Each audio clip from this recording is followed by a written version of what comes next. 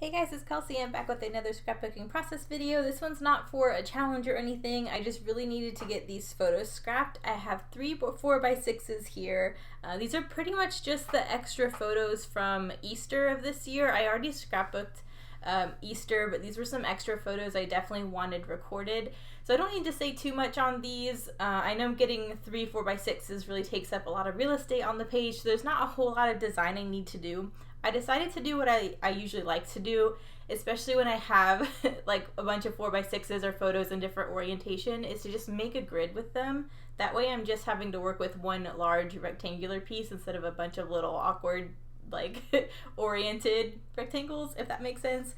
So I'm just matting all 3 of these together on just a scrap piece of white computer paper. I actually did go and buy some white cardstock, and so I have a whole pack of cardstock, but for whatever reason, I still wanted to use computer paper so I didn't have to cut into a 12x12.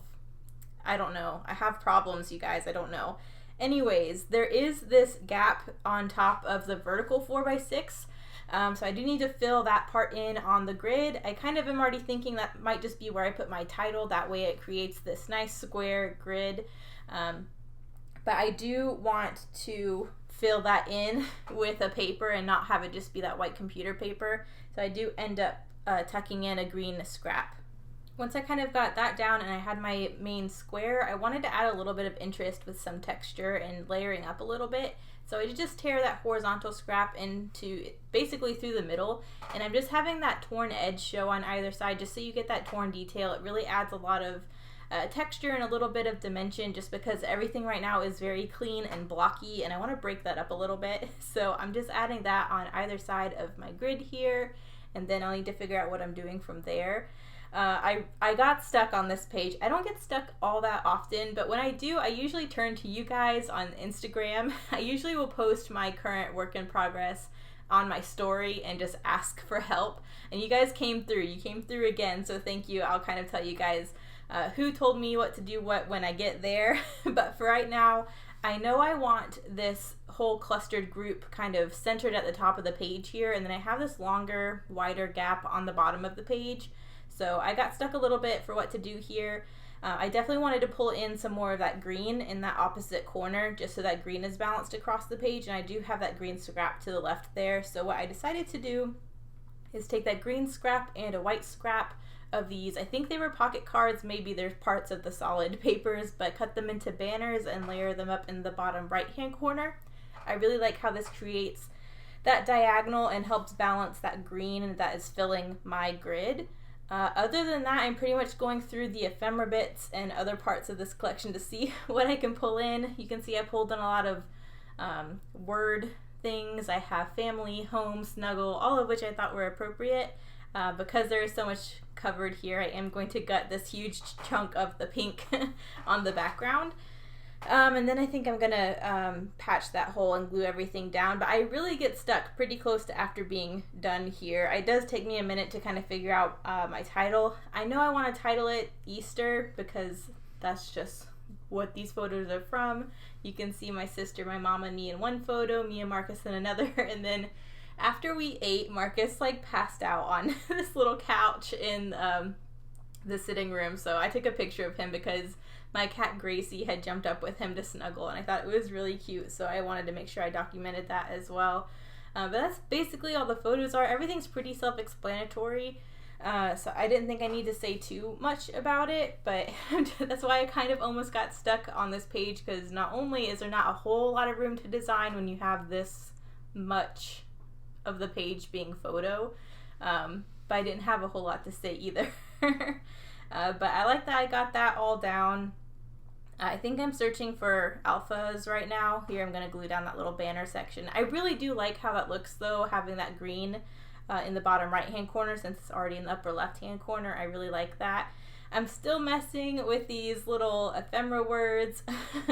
I was trying to get this little pink leaf on there. I really didn't need to use the leaf though, because I do have other leaf die cuts I wanted to kind of use it with, but it was in the color scheme. I'm trying to stay with this very pink and green because it already looked very floral to me, very pastel, and it felt very Easter already. So I was just trying to stay between those two colors.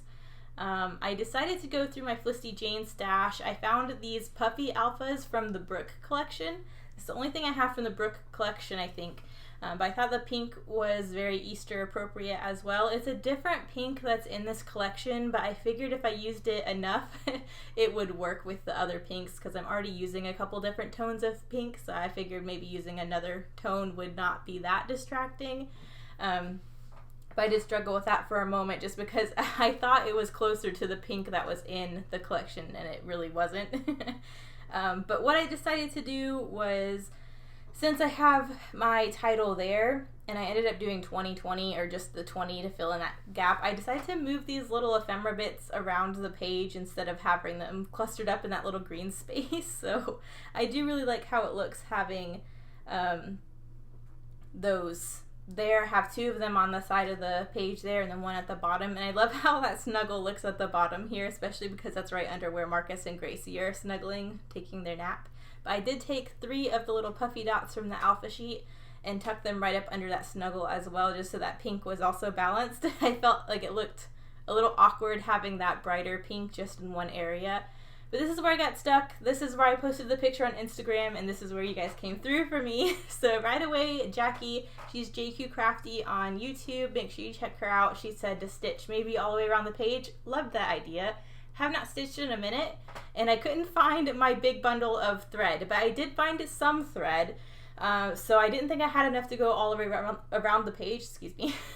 But I did decide just to do like stitched photo corners. I don't know where that came from, but I thought it'd be a cool way to incorporate the stitching, add some more texture and another detail.